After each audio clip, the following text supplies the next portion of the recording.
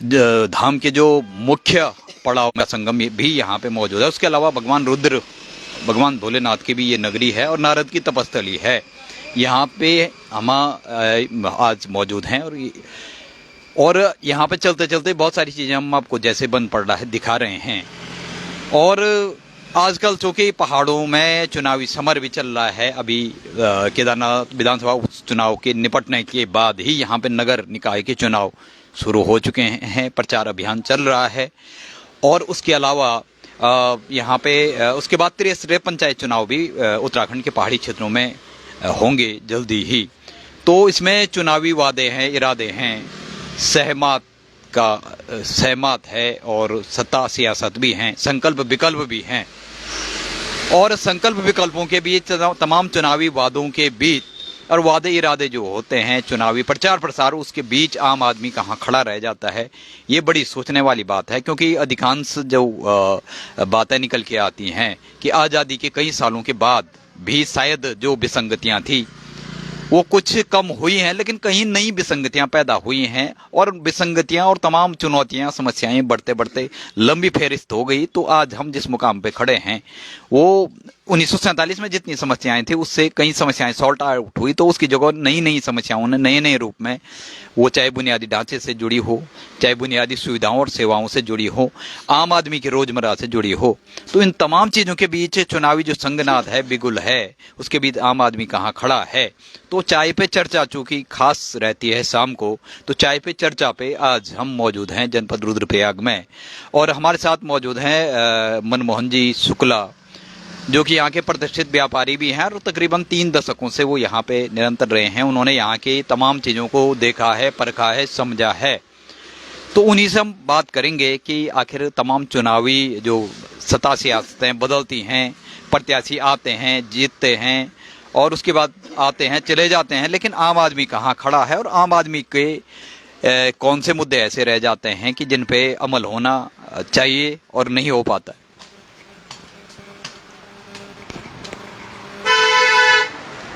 जी,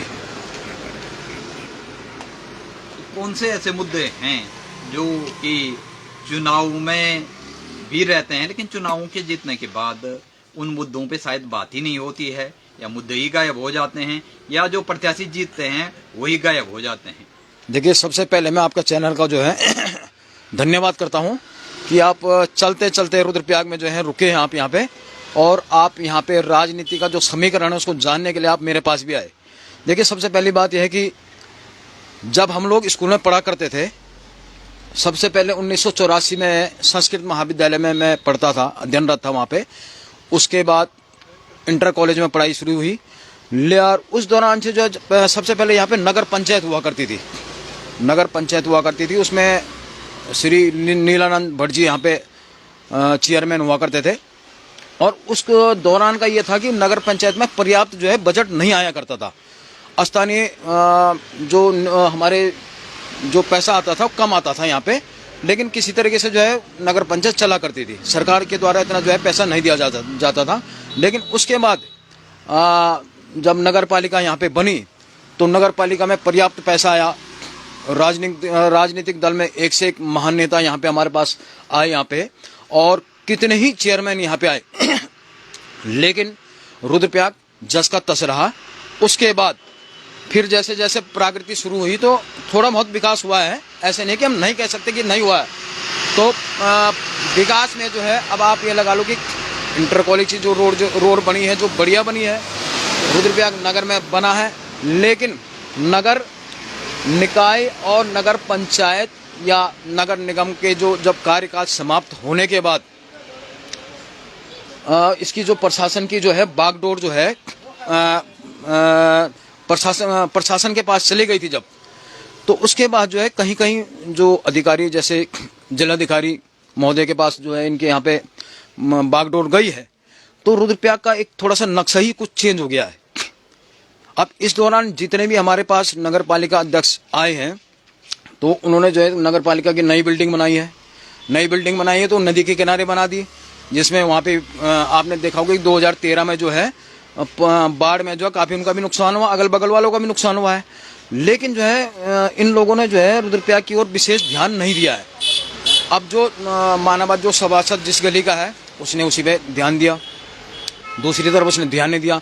इसी प्रकार के से जो है कि जो नगर पालिका जो अध्यक्ष है, अगर कोई दूसरी जगह का बना है तो उसने अपना ध्यान दे दिया, अगर कोई दूसरी जगह का बना तो उसने अपनी तरफ ध्यान दे दिया।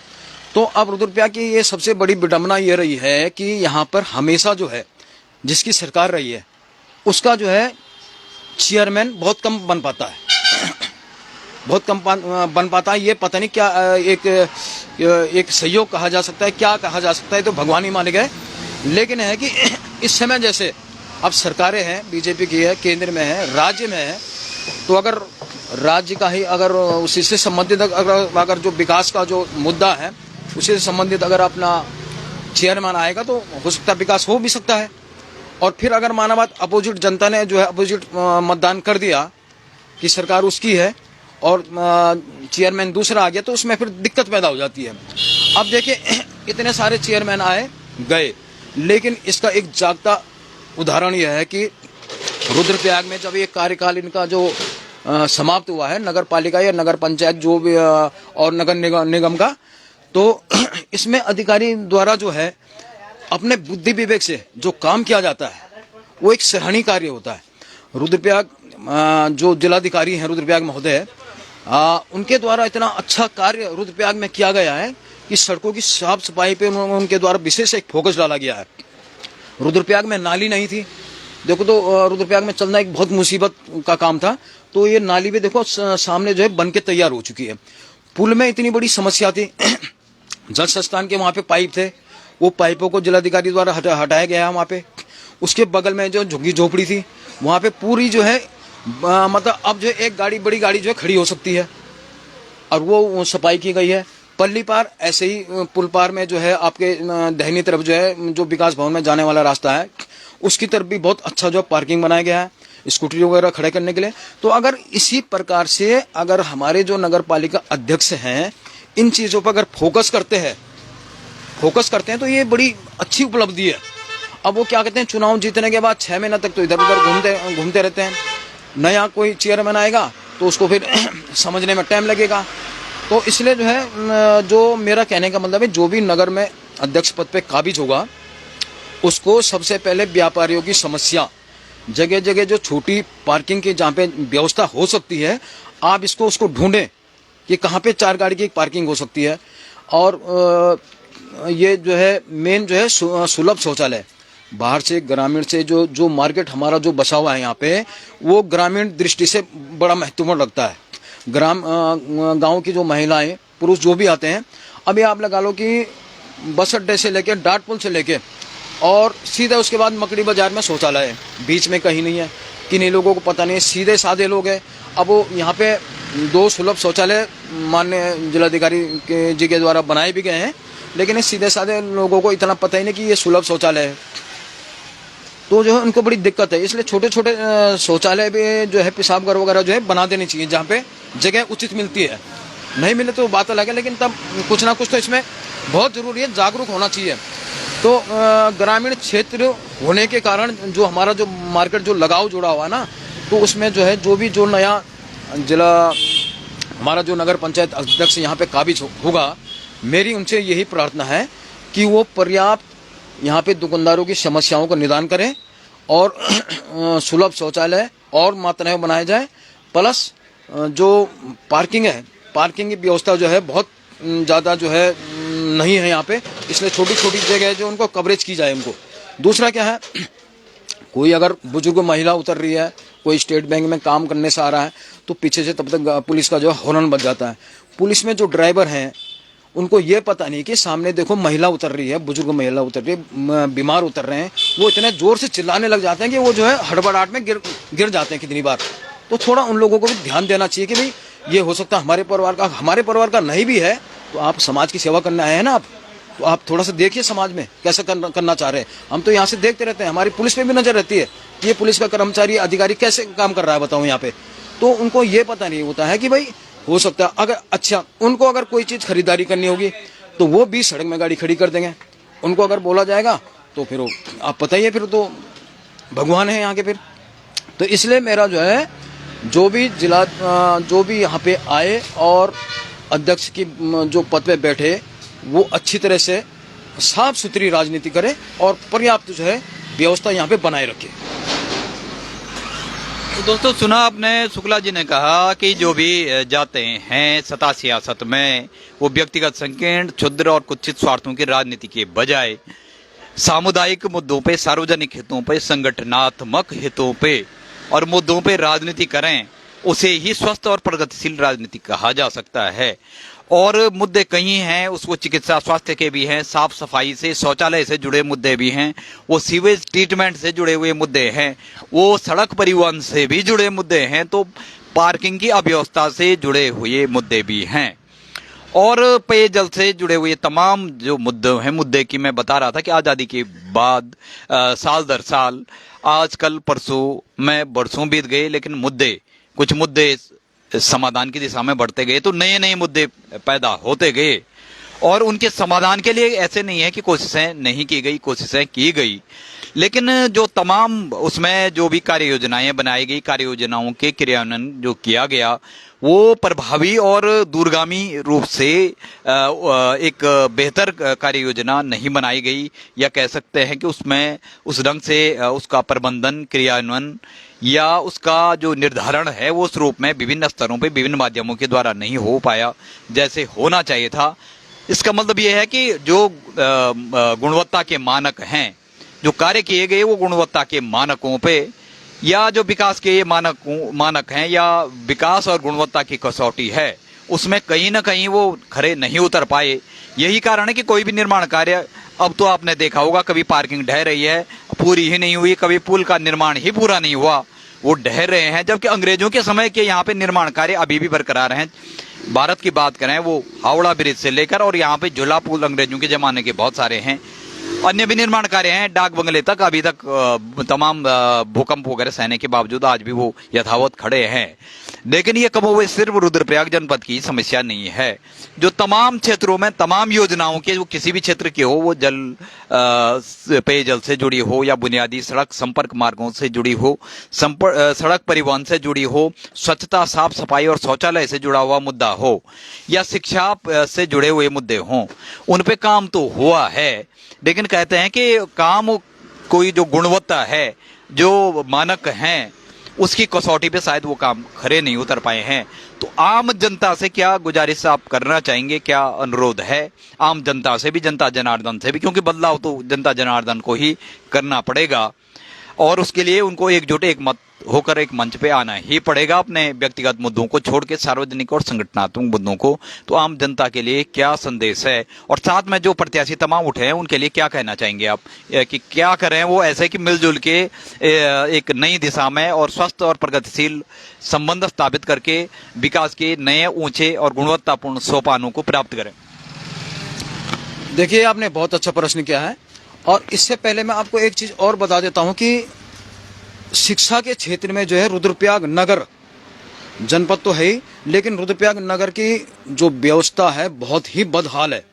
बड़ी मुश्किल से एक यहाँ पे महाविद्यालय स्वीकृत हुआ था, उसकी आज तक जो है ना तो बिल्डिंग बनी है, और यहाँ के बच्चों को जब हम इंटर कॉलेज में पढ़ते थे 84-85 में, तो हम सोचते थे कि भाई हमारे इंटर पास करने के बाद जो है यहाँ पे महाविद्यालय खुल ही जाएगा, लेकिन महाविद्यालय क्या, हम तो अब बूढ़े भी हो चुके हैं, और जो हमारे बच्चे हैं उन्होंने यहीं पे शिशु मंदिर, विद्या मंदिर में पढ़ाई करने के बाद, इंटर करने के बाद, आज उनको भी जो है जब उच्च शिक्षा रुद्रप्रयाग में हासिल नहीं हो पाई है, तो उनको फिर हमने जो है बाहर भेजा, देहरादून भेजा है।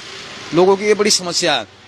तो हमारे जनप्रतिनिधियों से मेरी ये प्रार्थना है कि जो है आप एक बार पूरी ताकत से उस महाविद्यालय पे जो है पूरी ताकत लगा दें, उसमें पूरे विषय, पूरे अध्यापक होने चाहिए, उसके लिए बिल्डिंग होनी चाहिए अपनी, और पर्याप्त उसके लिए मतलब जो है यहाँ के बच्चों को बाहर नहीं जाना पड़े, क्योंकि ऐसा है कि हर आदमी पैसे वाला नहीं होता है। अब हमने जैसे कर दिया वैसे कर दिया, लेकिन बहुत से बच्चे जो वहाँ पे पढ़ रहे हैं उनको पर्याप्त वहाँ पे विद्यालय में जो है सब्जेक्ट नहीं मिल पा रहे हैं। आपने देखा होगा कि अब देखो आप, ये कितनी बड़ी विडम्बना है कि यहाँ से देहरादून लोग जा रहे हैं, ठीक है, उसके बाद वो जब वो नौकरी वहाँ पे ठीक ठाक कर रहे हैं, या जो बाहर का देहरादून, हरिद्वार वाला जो यहाँ पे आ रहा है, वो नौकरी के लिए तो यहाँ पे आ रहा है, लेकिन क्या है, उससे हमको एक भी फायदा नहीं है यहाँ पे। ना तो वो जो है व्यक्ति यहाँ पे खरीदारी करता है, केवल वो नौकरी के लिए आ रहा है यहाँ पे। अगर वो महाविद्यालय में या किसी भी विभाग में आ रहा है तो मैं आज ये पूछना चाहता हूँ इन लोगों से भी कि आप लोग यहाँ से खरीदारी क्यों नहीं करते हैं भाई? आप देहरादून जा रहे हैं, ऋषिकेश जा रहे हैं, वहीं से आप अपना सामान पूरा पैक करके आ जा रहे हैं, फिर आप शनिवार को चले जा रहे हैं और जो है सोमवार को आ जा रहे हैं अपने ड्यूटी में यहाँ पे अपने। तो यानी कि आप अपना समय काट रहे हैं। समय साल 2 साल में आप अब लोग अपनी सेटिंग करके अपना ट्रांसफ़र जो है देहरादून ऋषिकेश में करवा दे रहे हैं। कैसे आपके ट्रांसफ़र हो जा रहे हैं, मेरी समझ में बात नहीं आ रही है। तो इसलिए जो है मेरा जनप्रतिनिधियों से प्लस अधिकारियों से मेरा निवेदन है कि आप यहीं पे रहिए, यहीं से खरीदारी करिए, लोकल खरीदारी करिए, ताकि हमारे लोकल व्यवसायी को जो है यहाँ पे अच्छी गुणवत्ता मिल सकती है, व्यापारियों को पूरा सहारा मिल सकता है यहाँ पे एक। और मेरा जनप्रतिनिधि से ये भी आग्रह है कि उस महाविद्यालय पर आप विशेष करके फोकस रखिए, जिससे यहाँ के व्यक्ति को नीचे ना जाना पड़े। बिल्कुल नहीं, यही मेरी उम्मीद है। जनता से भी मेरी ऐसी उम्मीद है कि आप उसी व्यक्ति को यहाँ पे चुन के लाएं जो आपकी सेवा करे, स्थानीय मुद्दों को जो है आप देखें। और मैंने स्थानीय मुद्दे आपको सबसे बड़ा दिखा दिया कि भाई महाविद्यालय देख लिया आपने। 1984 जब हम यहाँ पढ़ते थे, आज तक हम नहीं हमारे सामने अभी तक वो विद्यालय बन के तैयार नहीं हो पाया, बिल्डिंग सही नहीं हो पाई। तो मेरा जनता से यही निवेदन है कि आप उसी व्यक्ति को यहाँ पे चुने जो हमारी यहाँ पे नगर की पूरी पार्किंग से लेके, शिक्षा से लेके, स्वास्थ्य से लेके अच्छी व्यवस्था देखे। यही मेरी आप लोगों से प्रार्थना है। तो दोस्तों, शुक्ला जी ने एक चीज बड़ी अच्छी कही कि जनता जनार्दन का कर्तव्य है कि वो अच्छे आदमी को चुने, अच्छे आदमी को कैंडिडेट के रूप में अपग्रेड करने, प्रमोट करने के लिए लगातार कार्य करे। क्योंकि एक अच्छा ईमानदार आदमी प्रतिबद्धता के साथ आएगा तो वो ही काम कर सकता है। और अधिकांश लोग जब सिर्फ अपने पद प्रतिष्ठा और अपने सत्ता सियासत को बचाए बनाए रखने के लिए आते हैं तो वो अपने पदों और अधिकारों का दुरुपयोग जरूर करते हैं, लेकिन कर्तव्य और दायित्वों का या तो उनको पता नहीं होता है या वो करना ही नहीं चाहते हैं कि उनके पद से जुड़े हुए कर्तव्य और दायित्व क्या होते हैं। सिर्फ और सिर्फ अधिकारों का दुरुपयोग किया जाता है। यही कारण है कि आज़ादी के बरक्स इतने वर्षों बाद भी जब बात होती है कि कैंडिडेट्स जब चुनावी वादे इरादे संकल्प विकल्प करते हैं और प्रचार प्रसार के सारे तमाम प्रकार के जो वादे इरादे और संकल्प विकल्प जतलाए जाते हैं तो वो उनके जीतने के बाद ही वो मुद्दे भी गायब हो जाते हैं। और मुद्दे तो छोड़िए, वो जो कैंडिडेट जीतते हैं पद पे पहुंचते वो भी गायब हो जाते हैं। तो ऐसे कैंडिडेट को मत चुनिए कि जो गायब हो जाते हैं, मुद्दे भी गायब हो जाते हैं, बल्कि ऐसे कैंडिडेट को चुनिए जो मुद्दों की बात करें, जो अपने कर्तव्य और दायित्वों के प्रति समर्पित रहें। और अधिकार तो आते ही हैं, कर्तव्य और दायित्व को पूरा करने के बाद ही अधिकार आते हैं, अधिकार स्वतः मिल जाते हैं। तो ये तमाम सियासी जो मुद्दे थे, सत्ता सियासत का बिगुल है, चुनावी शोर है, नगर निकायों का जो चुनावी शोर है और सत्ता सियासत के जो तमाम मुद्दे हैं, चुनावी जोर है, उसमें सब अपने अपने तरफ से जोर आजमाइश लगा रहे हैं। प्रत्याशी तमाम वादे इरादे हैं, संकल्प विकल्प हैं, भाषण है, नारेबाजी है, होर्डिंग्स हैं। और इनके बीच ये वादे इरादे, संकल्प विकल्प, नारे कितने हद तक पूरे होते हैं, पूरे होंगे? जी जरूर पूरे हो सकते हैं, मगर इसके लिए एक तो अच्छा ईमानदार कैंडिडेट चाहिए, फिर जनता को भी ईमानदारी से ईमानदार कैंडिडेट को चुनना पड़ेगा। और ईमानदार कैंडिडेट ही उन संकल्प विकल्पों को एक दृढ़ इच्छा शक्ति, समर्पण और प्रतिबद्धता के साथ पूरा कर सकता है। तो आगे भी हम दिखाएंगे। एक चीज और अच्छी है कि शुक्ला जी बिल्कुल बोलने में बेधड़क, जो भी संगठनात्मक और सामुदायिक मुद्दे हैं वो बोलने से कतराते नहीं। अधिकांश लोग तो आज ये है कि जनता ही बोलने से कतराती है कि नहीं कोई नाराज हो जाएगा, लोग सुनेंगे, कैंडिडेट सुनेंगे।